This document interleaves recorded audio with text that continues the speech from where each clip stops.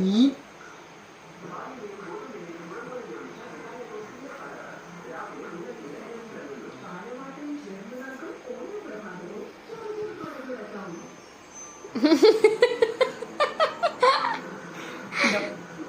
പോകണ്ടത്